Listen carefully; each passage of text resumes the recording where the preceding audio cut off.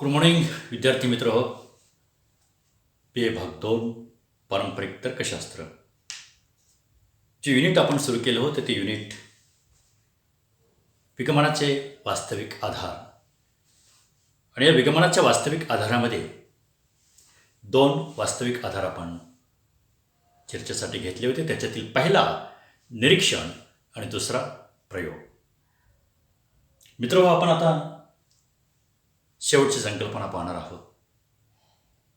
ही संकल्पना पाहण्याच्या आधी आपण निरीक्षणाच्या संदर्भामध्ये निरीक्षणाची व्याख्या, निरीक्षणाचा अर्थ, निरीक्षणाची वैशिष्ट्ये, निरीक्षणाचे दोष, निरीक्षण या संकल्पनेतील फायदे काय आहेत आणि तोटे काय आहेत यावरती आपण चर्चा केलेली होती. त्याचप्रमाणे प्रयोग या संकल्पनेच्या संदर्भामध्ये प्रयोगाची व्याख्या पाहिली, प्रयोगाची वैशिष्ट्ये आपण पाहिली. मागच्या व्हिडिओमध्ये आपण प्रयोगाचे फायदे काय आहेत ते पाहिलेलं आहे. आज आपण पाहणार आहोत प्रयोगाचे तोटे. या प्रकरणातील ही शेवटची संकल्पना म्हणजे या युनिटला आपण पूर्णविराम आज देऊ शकतो. मित्रहो, या संकल्पनांची चर्चा करत असताना काही गोष्टी निरीक्षण या संकल्पनेची चर्चा करत असताना कम्पॅरेटिव्हली त्याच्यामध्ये येऊन गेलेले आहेत.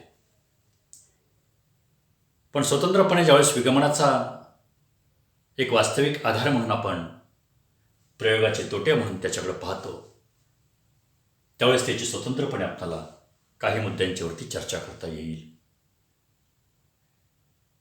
एक संशोधनाचा हा वास्तविक आधार आहे.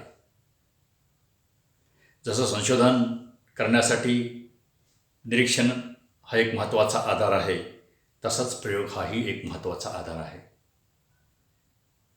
त्याचप्रमाणेनं तत्वांचा विचार करत असताना आपण असं म्हटलं की निसर्ग समरूपतेचं तत्व आपल्याला गृहीत धरावं लागतं आणि दुसरं एक तत्व म्हणजे कारण-कार्य संबंधाचं तत्व हेही गृहीत धरावं लागतं. याचाच अर्थ विगमनाचे तात्विक आधार हे 2 आहेत आणि विगमनाचे वास्तविक आधार हे 2 आहेत. या तात्विक आणि वास्तविक आधारांच्या माध्यमातून आपल्याला या विश्वामध्ये असणारं जे काही गूढ आहे, या विश्वामध्ये असणारं जे काही सत्य आहे ते शोधावयाचं असतं. परंतु मित्र, हे सत्य शोधत असताना समस्या निर्माण व्हावी लागते, हेही महत्त्वाचं आहे. जर समस्याच निर्माण झाली नाही तर आपण शोध कशाचा करणार हा प्रश्न आहे. म्हणून ज्या काही घटना आपण या निसर्गामधील पाहतो त्या घटनांच्या संदर्भामध्ये प्रयोग हा एक वास्तविक आधार आपण ज्यावेळेस चर्चेला घेतो त्यावेळेस आपल्याला असं म्हणता येईल की प्रयोग या निसर्गातील घटनांच्या संदर्भामध्ये काही गोष्टींच्यावरती शक्य आहे परंतु ते इष्ट नसतं आणि काही गोष्टींच्या संदर्भामध्ये ते इष्ट असतं. इष्ट याचा अर्थ चांगलं असतं, म्हणजे प्रयोग करणं चांगलं असतं परंतु ते शक्य नसतं. मित्र, हे 2 मुद्दे ज्यावेळेस आपण चर्चेला घेतो त्यावेळेस पहिला मुद्दा या ठिकाणी मी चर्चेला घेईल की प्रयोग करणं इष्ट आहे परंतु ते शक्य नसतं. पहा, उदाहरण जर घ्यायचं म्हटलं तर ते उदाहरण आपण अवकाशातील ग्रहताऱ्यांच्या संदर्भामध्ये घेऊया. मित्र, आपल्याला माहिती आहे की आकाशातील चंद्र आहे, तारे आहे, मंगळ आहेत, शुक्र आहे, इतर जे काही ग्रह, अनेक असंख्य ग्रहतारे आहेत. परंतु सूर्यासारखा ग्रह, या ग्रहावरती जर आपल्याला जायचं म्हटलं आणि त्याचं निरीक्षण करायचं म्हटलं आणि प्रयोग करायचा म्हटलं तर आपल्याला त्या प्रयोग करत असताना सूर्यापर्यंत पोहोचायचं म्हटलं तर त्या सूर्य या ग्रहावरती आपल्याला पोहोचता येणार. ते चांगलं आहे परंतु ते शक्य नाही. चांगलं का आहे तर सूर्यासारखा एखादा ग्रह तो जाणून घ्यायचा आपल्याला की त्या संदर्भामध्ये किती उष्णता आहे आणि त्या उष्णतेमुळेच ओझोनवायू हा कमी कमी होत चालल्याचं आपल्याला दिसतं आहे. पण मानवी जीवनासाठी सूर्यप्रकाश तितकाच आपणाला उपयोगी आहे. मग सूर्य या ग्रहासारखा आपण ग्रह प्रयोगानं आपण जर निरीक्षित करायला गेलो तर ते आपणाला आज तरी शक्य नाही.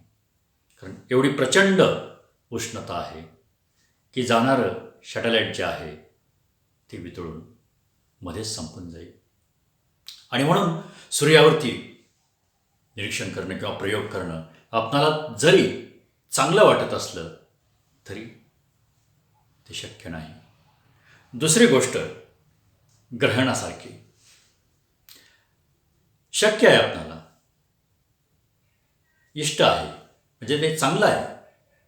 परंतु त्या संदर्भामध्ये आपणाला आज चंद्राला ग्रहण लावणं किंवा सूर्याला ग्रहण लावणं ते प्रयोगातून आपल्याला शक्य होत नाही. म्हणून हा एक प्रयोगाचा तोटा असल्याचं आपणाला दिसतं.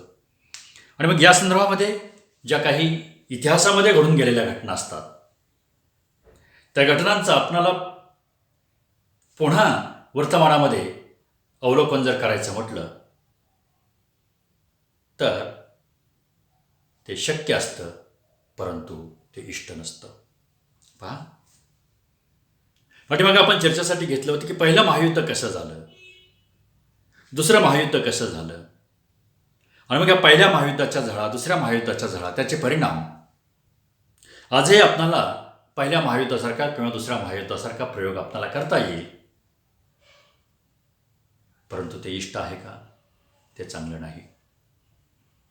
एखाद्या अणुपरमाणू किंवा अणुबॉम्ब टाकल्यानंतर जसं अमेरिकेनं जपानमध्ये हिरोशिमा आणि नागासाकी याच्यावरती अणुबॉम्ब टाकला, आज प्रत्येक राष्ट्राकडे अणुबॉम्ब आहे.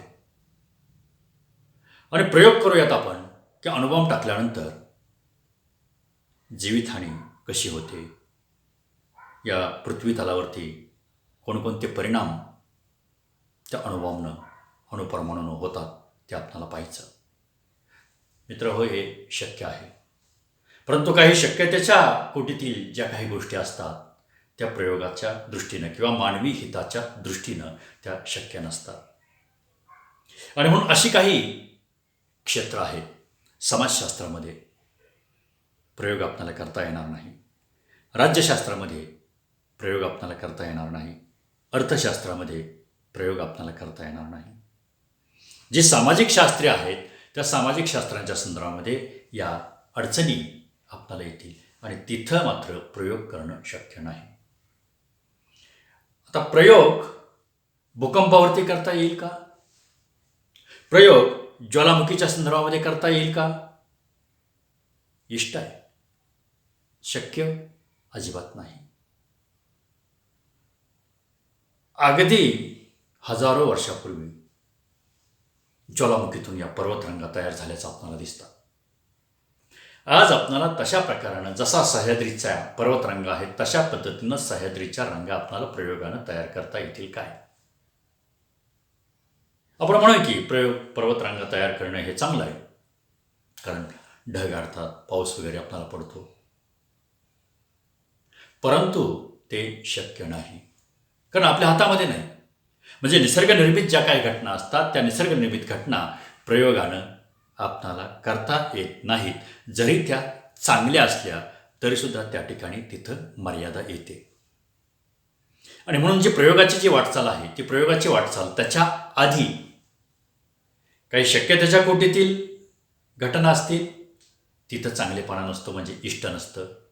आणि जिथं इष्ट असतं, जिथं चांगलेपणा असतो तिथं शक्य नसतं. काही उदाहरणं आपण पाहिलेले. आता भूकंपासारखी घटना काही क्षणापुरती असते, त्याच वेळेस तिचं ऑब्झर्वेशन करावं लागतं, त्याच वेळेस तिथं निष्कर्ष काढता येतील. पण भूकंप कसा घडतो आहे अशा पद्धतीनं आपणाला पृथ्वीच्या अंतर्गत 40-50 किलोमीटर आत जाऊन अशा प्रकारानं घटना भूकंपासारखी घडवून आणता येणार नाही, हे शक्य नाही. आणि म्हणून या घटना ज्यावेळेस घडत असतात त्याच वेळेस या घटनांचं निरीक्षण करावं लागतं. आणि म्हणून बऱ्याचदा म्हटलं जातं की निरीक्षक हा निसर्गावरती अवलंबून असतो. प्रयोगकर्ता प्रयोगाच्या मनात येईल, प्रयोगकर्त्याच्या मनात येईल त्यावेळेस तो प्रयोग करू शकतो. परंतु काही प्रयोगांच्या बाबतीत या मर्यादा पडतातच आणि ते आपणाला मान्य करावं लागतं. आणि म्हणून प्रयोगाची जी वाटचाल आहे ती प्रयोगाची वाटचाल कारणघटनेकडून कार्यघटनेकडे आहे. पहा, तिसरा मुद्दा आपण पाहतोय. पहिला मुद्दा आपण पाहिला, जे इष्ट असेल चांगलं आहे, परंतु प्रयोग करणं शक्य नसतं, हा पहिला मुद्दा. दुसरा मुद्दा, प्रयोग करणं शक्य आहे परंतु ते इष्ट नसतं. पहा, एखाद्याला विष पाजायचं आणि डॉक्टरांना सांगायचं की त्याच्यावरती ऑब्झर्वेशन करा की त्याच्या शरीरावरती किती आणि कोणते परिणाम होतात आणि किती मिनिटामध्ये त्या माणसाचा मृत्यू होतो. डॉक्टरांचं हे ऑब्झर्वेशन मूर्खपणाचं ठरेल, सांगणारचं हे जे काय सांगितलं जाईल ते सुद्धा मूर्खपणाचं ठरेल.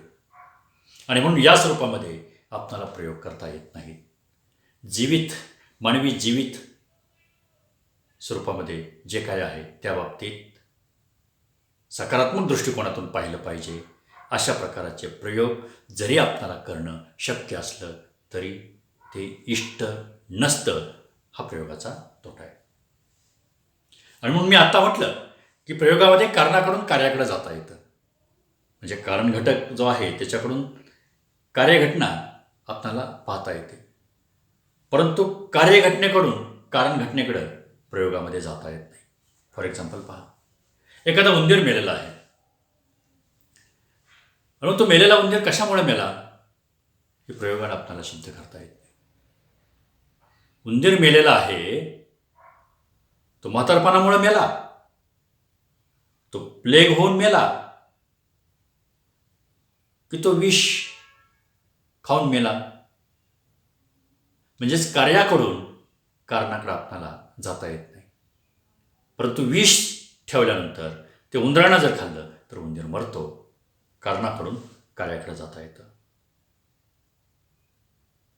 या स्वरूपामध्ये प्रयोगाची जी वाटचाल आहे ती प्रयोगाची वाटचाल आपल्याला मान्य करावी लागते. आणि म्हणून प्रयोग हा जो आहे तो फक्त प्रयोगशाळेमध्येच केला जातो. कारण निरीक्षण हे व्यापक आहे, प्रयोग हा मर्यादित आहे. आणि म्हणून प्रयोगशाळेमध्ये प्रयोग करत असताना वेळेची बचत वगैरे होते, निष्कर्ष वगैरे आपल्याला काढता येतात, परंतु त्याचं जे स्वरूप आहे ते अगदी मर्यादित स्वरूप असल्याचं आपल्याला दिसतं. आणि म्हणून प्रयोगाचं क्षेत्र जे आहे ते प्रयोगाचं क्षेत्र निरीक्षणापेक्षा खूपच लहान असल्याचं आपल्याला दिसतं. आणि दुसरा एक मुद्दा, निरीक्षण जसं सर्वांना करता येतं, कोणालाही करता येतं. डोळे आहेत म्हटल्यानंतर वस्तू आणि घटना या निसर्गातील पाहू शकतो, परंतु प्रयोग हा तुम्हा आम्हाला करता येत नाही. याचं कारण प्रयोगकर्त्याकडे एकाग्रता लागते, जिद्द लागते, चिकाटी लागते, बुद्धिमत्ता लागते आणि संयम लागतो, मर्मदृष्टी लागते. या सगळ्या गोष्टींचं एकत्रीकरण ज्याच्याकडे असतं तोच प्रयोग करू शकतो. तुमच्या आमच्यासारख्या सामान्य माणसाला प्रयोग करता येणार नाही आणि तुमच्या आमच्यासारख्या सामान्य माणसाला प्रयोग करता येत नाही, हा एक प्रयोगाचा तोटा आहे. जे कारणाकडून कार्याकडे जाता येतं, कार्याकडून कारणाकडे जाता येत नाही. निरीक्षणामध्ये मात्र दुहेरी वाटचाल असते. कारणाकडून कार्याकडे हे जाता येतं आणि कार्याकडून कारणाकडे सुद्धा जाता येतं. व्याप्तीच्या संदर्भात जर पाहिलं तर निरीक्षणापेक्षा प्रयोगाची व्याप्ती ही अगदी मर्यादित असल्याचं आपल्याला दिसतं. दुसरी गोष्ट, निरीक्षण हे कोणालाही करता येतं, पण प्रयोग हा कोणालाही करता येत नाही. ठराविक म्हणजे ज्याच्यामध्ये रुची आणि आवड आहे अशाच माणसांना, पण त्याच्याकडे बुद्धिमत्ता, एकाग्रता, सहनशीलता, जिद्द, चिकाटी, मर्मदृष्टी, अवलोकन करण्याची क्षमता, या सगळ्या गोष्टी एकत्रित ज्याच्याकडे असतात त्यालाच प्रयोग करता येतो. ह्या सगळ्या गोष्टी प्रयोगाच्या तोट्याच्या अनुषंगानं महत्त्वाच्या वाटतात. याकडे आपण लक्ष द्यावं. म्हणजेच प्रयोगाचे फायदे आपण पाहिल्यानंतर प्रयोगाचे तोटे काय आहेत हे आपल्याला दिसतं, परंतु संशोधनासाठी प्रयोगाच्या तोट्यांचा विचार न करता प्रयोगाचे फायदे कोणते आहेत आणि प्रयोगाची वैशिष्ट्ये कोणती आहेत हेच आपल्याला पाहणं महत्त्वाचं ठरतं. आणि दुसरी एक गोष्ट प्रयोगाच्या संदर्भामध्ये आपल्याला म्हणता येतं की निरीक्षण जसं स्वाभाविक असतं तसा प्रयोग स्वाभाविक नाही. कारण प्रयोगाला सुरुवात करण्याआधी निरीक्षणावर अवलंबून राहावं लागतं, निरीक्षकावर अवलंबून राहावं लागतं. निरीक्षक हाच प्रयोगकर्ता होऊ शकतो आणि प्रयोग करत असताना त्याचा शेवटही निरीक्षणानंच होतो. म्हणजे प्रयोग हा स्वाभाविक नाही हा एक मुद्दा महत्त्वाचा, कारण निरीक्षणावरती त्याची मदार अवलंबून असते. याचाच अर्थ निरीक्षणाचे फायदे आणि प्रयोगाचे फायदे हे वैज्ञानिक संशोधनाच्या दृष्टिकोनातून या निसर्गातील सत्य उलगडण्यासाठी, अंतिम कारण समजून घेण्यासाठी फायद्याचं ठरेल असं या ठिकाणी आपण सूचित करूयात. तोट्यांची जी चर्चा आहे, प्रयोगाचे तोटे, निरीक्षणाचे तोटे, ही थोडीशी आपण बाजूला ठेवूयात. कारण कम्पॅरेटिव्हली ज्यावेळेस आपण चर्चा करतो त्यावेळेस या संकल्पनांचा फायदा तोट्यांचा विचार या ठिकाणी चर्चेसाठी आपण घेतलेला आहे. तो मुद्दा अगदीच महत्त्वाचा न मानता प्रयोगाचे फायदे काल व्हिडिओमध्ये जे आपण पाहिले ते महत्त्वाचे आहेत आणि निरीक्षणाचे फायदे म्हणजेच निरीक्षणाची वैशिष्ट्ये याकडे आपण अधिक लक्ष द्यावं. मित्रो, हे युनिट या ठिकाणी आपलं पूर्ण होतं आहे. या युनिटमध्ये आपण ज्या संकल्पना पाहिल्या त्याच्यामध्ये निरीक्षण आणि प्रयोग या दोन्हींचीही व्याख्या आपण पाहिली, या दोन्हींचीही वैशिष्ट्ये आपण पाहिली, या निरीक्षण आणि प्रयोग या दोन्हींचेही फायदे आपण पाहिले, निरीक्षण आणि प्रयोग या दोन्हींचेही तोटे आपण पाहिले आणि अधिक संकल्पना जी पाहिली आपण ते म्हणजे निरीक्षणाचे दोष. एवढ्या संकल्पनांचा या युनिटमध्ये आपण चर्चा केलेली आहे. या विगमनाच्या वास्तविक आधार या युनिटला आज आपण या ठिकाणी पूर्णविराम देऊयात. धन्यवाद.